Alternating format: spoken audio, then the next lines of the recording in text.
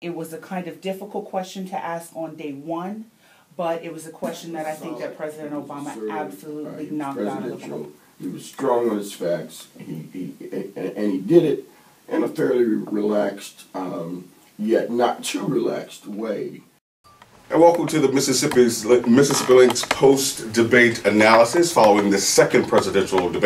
We have three community panelists here with us tonight, and we'll give them an opportunity to introduce themselves, and we'll start with our only female panelist.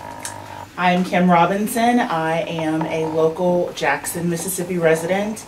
I am a mom, a wife, and a lobbyist working with a national child advocacy organization for the past 9 years, and just really concerned politically about what's going on in this country. So, thank you. All right, thank you.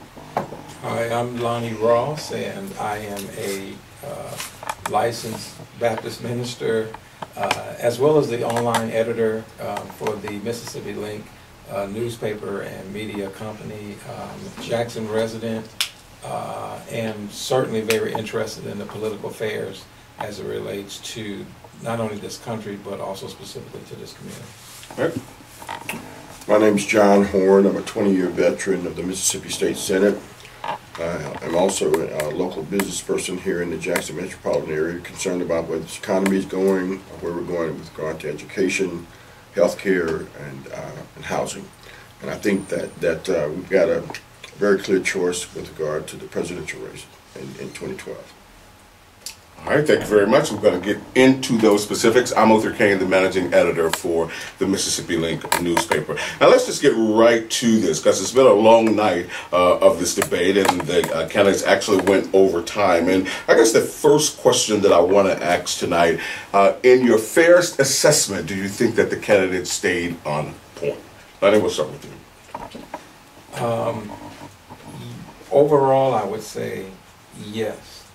Though I think that when you're in the midst of a political campaign, especially if you're desperate in a campaign, you're going to try to do as much spin as you can. You're going to try to get as much of your sound bites, those kinds of things. But I thought overall in this particular debate that the candidates got not only their points across, I thought, but a little bit more was going on in this. I think they were really showing a contrast between the two. All right. Kim, did they stay on point on test?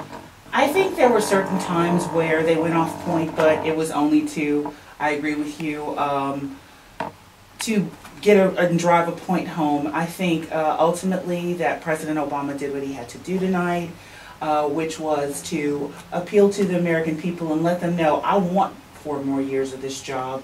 I can do it. Let's stay the course. Let's go where we've been going. So I think that he was, he did a good job of explaining what policies and what exactly he has done instead of defending what he hasn't. All right. So the Horn, did the candidates stay on point on task? Oh, by all means, they were very much at the top of their game, both of them. Both had their moments. I think the president had more moments where he drove his points home than Governor Romney, but I also think that at times where they went off script or off the rules, it was to keep on point and to drive their points home over and over again. It's interesting that in this debate, contrary to the previous debate where I think Governor Romney had a lot more FaceTime with the people, President Obama had 3 minutes more of FaceTime with the American people. I think that spoke to his assertiveness and his interest in really coming home with a win, and I think he achieved that. All right, I noticed a couple of times that there were missed opportunities, and some of the candidates did not answer the specific question. Senator Horn, I'll start this question with you, particularly as it relates to Libya. Do you think President Obama addressed that question adequately? Well, he skirted the issue, and I think that it was an opportunity for Governor Romney. Governor Romney missed the opportunity because he could have said, wait a minute, you didn't answer that question. And it was a missed opportunity, and it allowed President Obama to finish strong when he said, look, I'm offended that you would even raise this question at the time that you did, given what was at stake and what is at stake. And as president, I'm commander-in-chief, I'm the president, and this is where it's going to be. All right. Lonnie, your thoughts there? What he said. I mean, no, actually, I felt the same way. I thought that the president did skirt the issue, but I thought that he actually, overall, he actually won that segment. I really thought that his response and reaction, because he put Governor Romney on the defensive. Yeah, he really talked about and highlighted how he the president's impression was that he politicized that particular issue, and that was just offensive that he would do that. He used those words. And I thought that resonated. I think that he got a point across so that, I'm not the president, so I can't speak for him, but, if I were in his shoes, I probably would have took an opportunity to address it a little bit. I probably would have, and I would have said, and I would have used Governor Romney. I would have said, you know what, in the heat of the moment, or in what was going on there, what would have been your approach? We tried to do it right. We wanted to make sure of things. We didn't want to jump the gun. We're not a trigger-happy country. We want to do it right. But mind you, when we get all the facts and we line it up, if it requires for us to use force, or if it requires for us to do the stuff we're to do, we're going to do it. But I acted presidential. How are you acting? All right, very good. Kimberly, missed opportunity for? No, it absolutely was not a missed opportunity. In fact, he was able to call out Governor Romney whenever Governor Romney said that they did not announce and say that it was an act of terror on the very first day. President Obama was able to come and say, yes, we in fact did. He could not go about answering the question much different than he did, because he had to give an explanation, and it wasn't a yes or no question. It was a question in which he had to explain how he appoints people and how he works with these people, and that he puts them in danger when they are going to their specific appointed post. So it was important for him to explain what the position did and not just look at the top layer of what we get from the media every day. So I think it was an absolute win, and I think it left Romney a little bit baffled on how to come back and not sound completely insensitive. Of course, this was on the heels of Secretary of State Clinton falling on the sword today, saying that she accepted full responsibility for not expanding the actual security that was asked for. So I think that it was a kind of difficult question to ask on day one, but it was a question that I think that President Obama absolutely knocked out of the ballpark. Since you mentioned Secretary Clinton, I wasn't going to ask this question, but I'll follow up with it.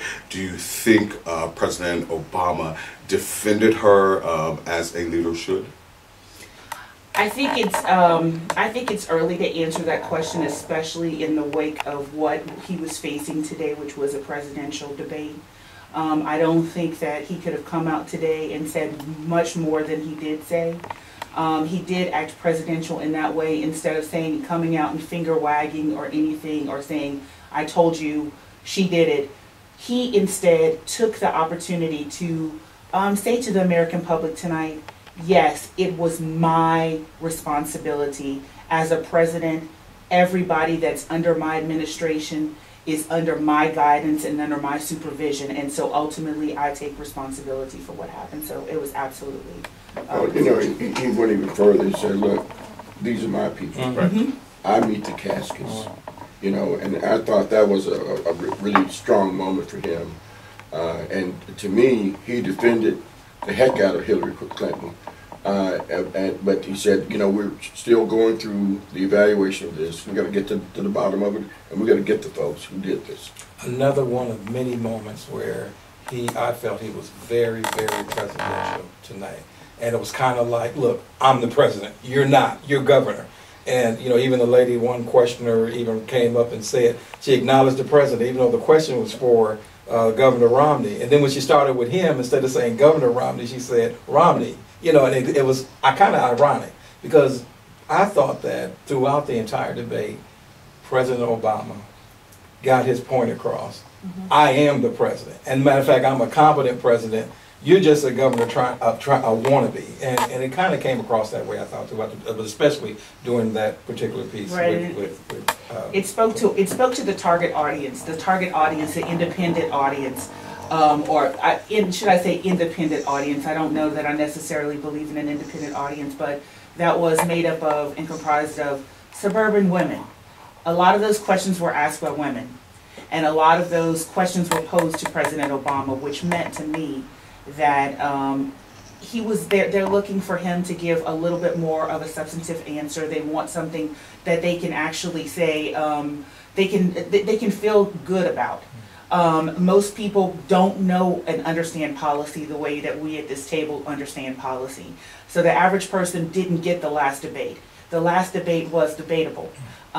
The president was aloof. He had to make up a lot of ground tonight, and I think he did a wonderful job. All right, let's move on. A lot of people, particularly some of those folk that were in the live studio audience, consider themselves undecided, you know, and trying to make a decision, and you can argue that one way or the other.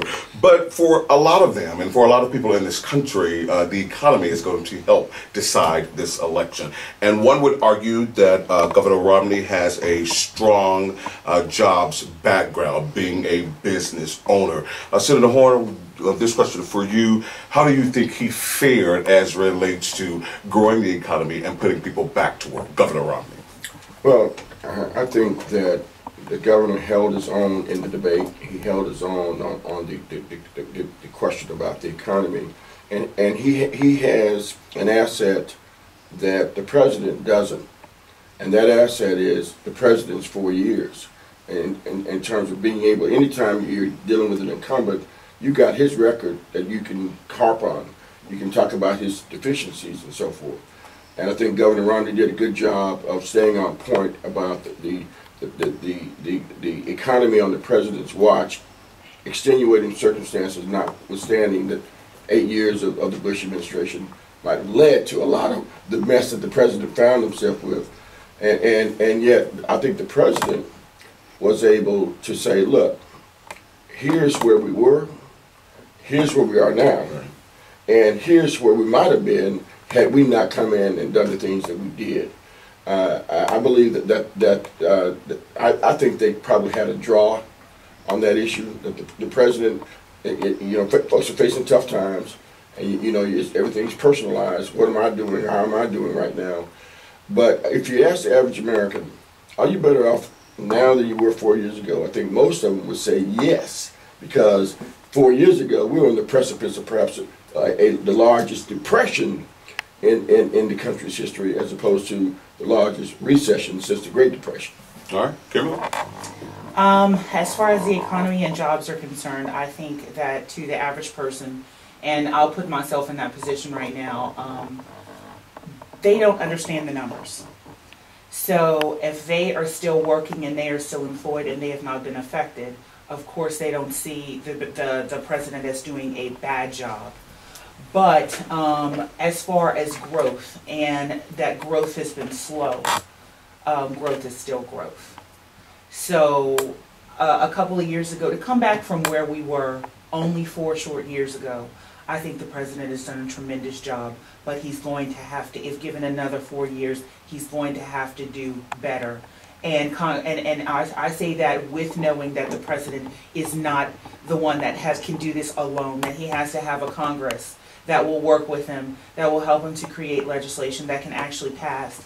And I just want to go out and clear this one point up, where Governor Romney said that we had a supermajority at one point in the Senate, and that was only for about 9 weeks.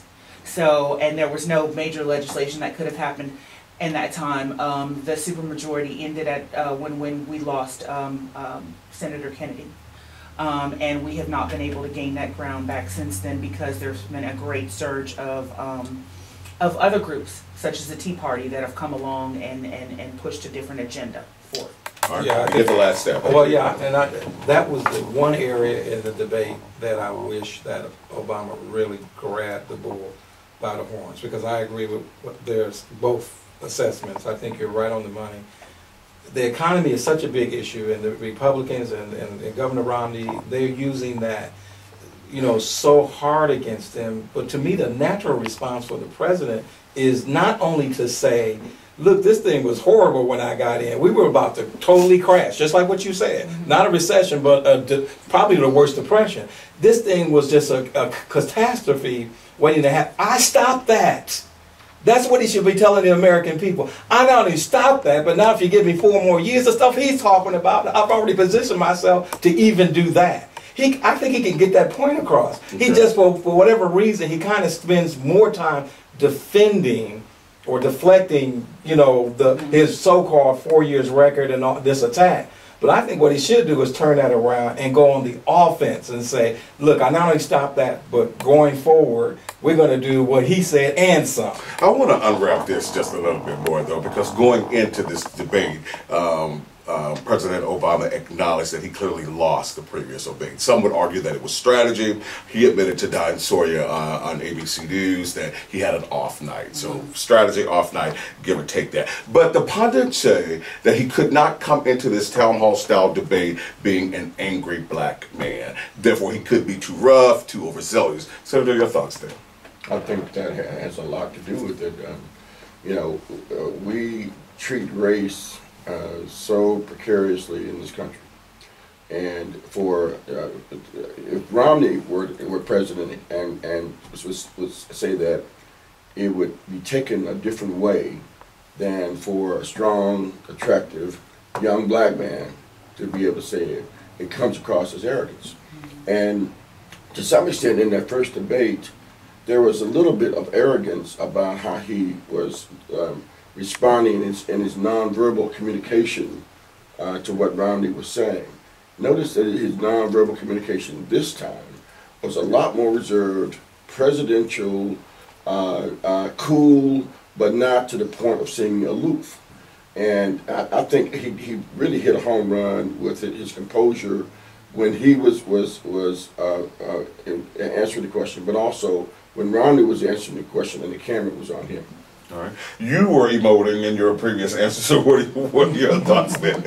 Yeah, well, one, I did notice that even towards the beginning of the debate, in the early stages of it, there was some combativeness going on. I mean, and I thought it was really interesting because I thought that Governor Romney he appeared to be rude. He appeared to be, I mean, all of the things that he did in contrast to the president. You know, the president at times would speak up or would even interrupt, but even then it was more controlled, it was more balanced.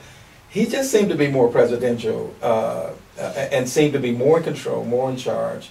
So there was a lot more going on in this particular debate, and I just thought I give him an A+ as far as how he handled himself in contrast to how Governor Romney, I think Governor Romney, to a degree, really was, he looked more, you know, what do you want to call, he was more like an angry white man, but I don't know. He was aggressive. He was indeed aggressive, and I would say to that, that, you know, in contrast, I would give Governor Romney a B-.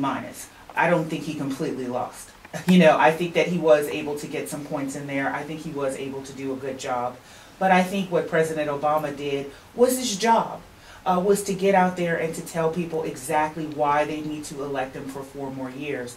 I think Governor Romney was on the defense a lot tonight. It made him, it really did make him look like the angry guy in the room this time. But it made, I mean, the notion of Obama having to be reserved going into this debate. He was. I mean, his eye contact was very good. He made good contact and he had good conversation with the moderator. He even kept Governor Romney on time. Even when several times during the debate, Governor Romney wanted to go completely opposite on a question that was asked by an audience member, which, by the way, I thought was extremely rude. As that audience member was brought there, it was a town hall forum. They were supposed to be able to have, you know, the mic, per se. And so to take that amount of time from them was rude. All right. If you guys had to assess one moment tonight that stood out to you, what would it be? Wow. I thought his finish, I thought it was awesome. I thought his last 2 minutes. He being? I'm sorry, the president. I thought that when he closed out on Green, I guess the guy's last name was Green, but when he spoke to him, he addressed him by name. And when Governor Romney had his 2 minutes to respond, he started it, but his was more of an attack. It was an attack again on the president. The president took a different course. He really restated his course, and he said, look, this is what we've been doing. and then this is what I'm going to do. This is why you should re-elect me for another 4 years. I just thought he slammed it. His conclusion, I thought, was on the money. What stood out for you? What moment? There were several moments, and I'm just going to go ahead and say it in one word, and it was probably not mentioned as much as I would like it to have been, but it was about children. And children was what stood out for me, or, you know, the not mentioning of children. The fact that gun violence was brought up, but not really addressed in a way that, you know, that names how many kids are actually dying because of gun violence every day.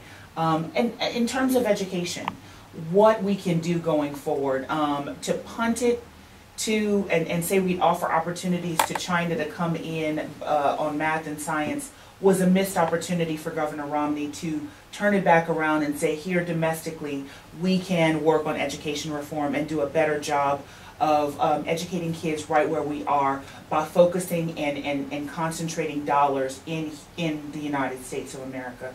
So to bring home strengthening families, to not really have brought up poverty as one of the main issues, especially extreme poverty. That has. Well, Romney did mention poverty. He did mention poverty, but not in the terms that it relates to children, not in the terms that it relates to single moms, not in the terms of as it relates to families, which are all things that are connectors. I think that all of those things are connected to health reform. I think all of those things are connected. I mean, I'm just wanting to connect all the pieces and show how somehow if we shored up all those things, that children who ultimately will have the future here and who will also be leaders, our leaders in the future, we need to make sure that we strengthen those people. We need to make sure that we put children as on the table and talk about it in an open way. All right, very good. Senator, what stood out for you? Well, I'll say three different things.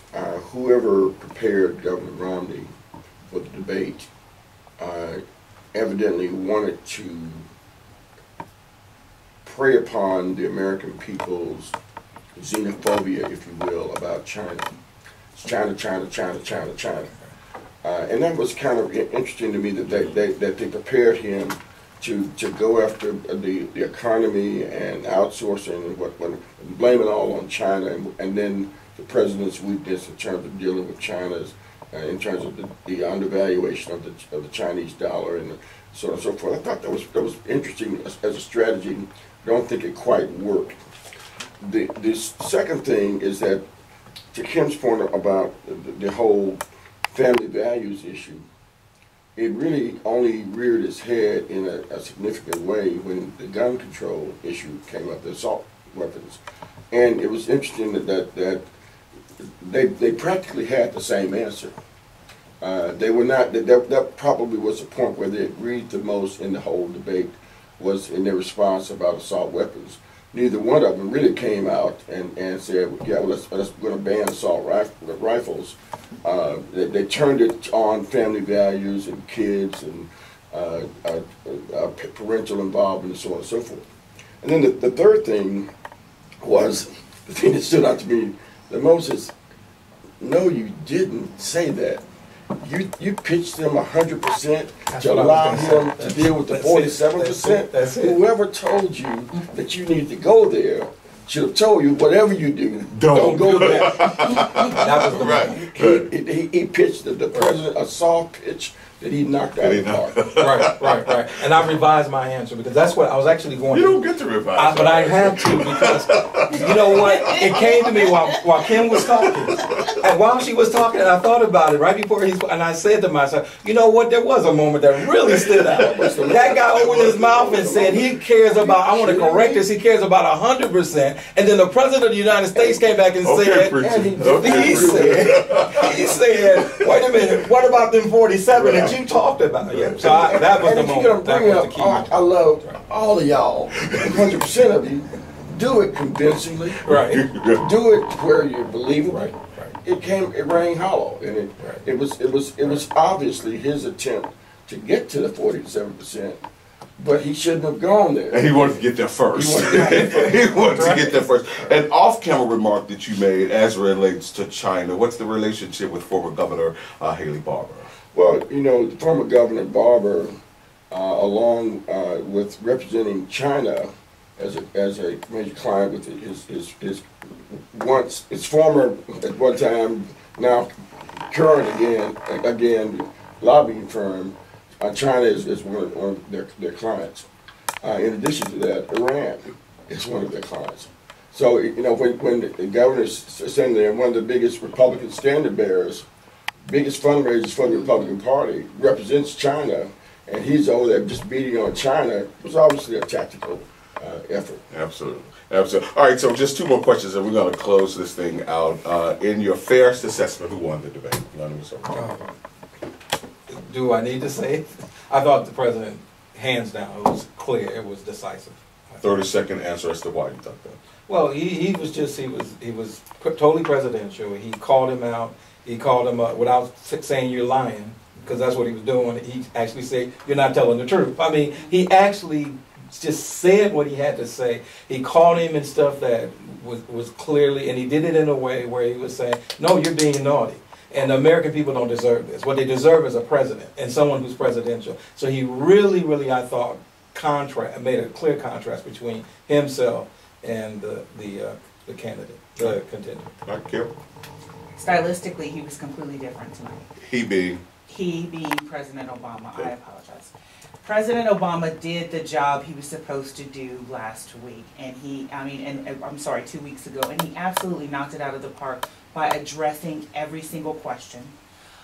Maybe not getting right to the answer, but showing the American people that there is no easy one way, yes, no, up, down answer, but that it's a complex job to be the President of the United States. So I think he did a wonderful job of doing that, but he also did a good job of standing down the myths and the untruths that were exposed by the other side, that being Governor Romney. And that happened a lot the last presidential debate, and I was so happy to see him say, well, show me the plan, tell me how this dollar amount is tied to the number of tax cuts that you're trying to give. You know, so he did a good job of showing why he's better for the job. All right. And Senator Horn, in your opening remarks, you said that that the American people had a clear choice. Who do you think won the debate tonight? Barack Obama won the debate. I just want to say, you said staring down the myths or staring down the myths? Myths. I think it's probably both. Obama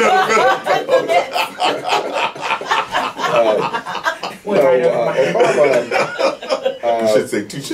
was solid. He was assertive.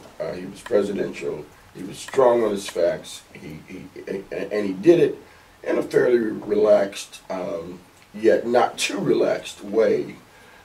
He was able to convey to the American people his compassion for them, and he's willing to shoot straight with them and tell them the facts of the matter. It just seemed that Governor Romney was overreaching a lot of times, and he came across as a guy who was willing to say anything to get you to go with him. Obama made some statements that obviously not everybody's going to agree with, but he shot straight. And I think that came across very well in a very positive way. I quite frankly would give Romney B+, A-, but I would give Barack Obama a AA+. All right, very good. Final question on a grading scale of A to F. Rate Candy Carly as the moderator tonight. John, what's up with you?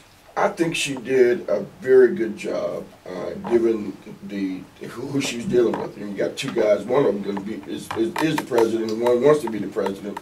And you know, that's a lot of power to have to try to juggle and manage. And I thought that she was as even-tempered as she could possibly be. She took both of them to task when they trying to stay on point, went overtime, or wanted to say something when the time really should have been up. I think she did about as best as you could offer or hope for. Too strong a hand might have been insulting and might not have given the American people what they needed to hear, because sometimes she needed to let them go, and sometimes she was able to peel them back. And so what grade would you give her? Oh, I would give her a B+. B+, all right. Kim? I think she had a pretty tough act to follow after the vice presidential debate. Following Martha Raddatz. Martha Raddatz was a wonderful moderator and did a great job. So the world was watching. I think she did a fair job after Martha. With me saying that, I would say that I would give Martha an A. Martha. No, I'm sorry, Martha. No, Martha an A. Okay. But in stark comparison, Martha an A, and Candy would get an A minus. I think she kept them on task. She kept them on time for sure, and she kept them in line. She was less engaging on the questions, which I thought was positive on her part. Mm-hmm. So yours was an A minus? Yeah, mine was an And A what was minus. yours again? B plus. B plus. Okay, Lonnie. Yeah, this is the one area where we part ways for sure. She's C minus at best. And because I thought she had her moments. I did. And some of the things that you said, I definitely observed that. But I just really thought that she had a very difficult time controlling, especially Romney. I thought she really did.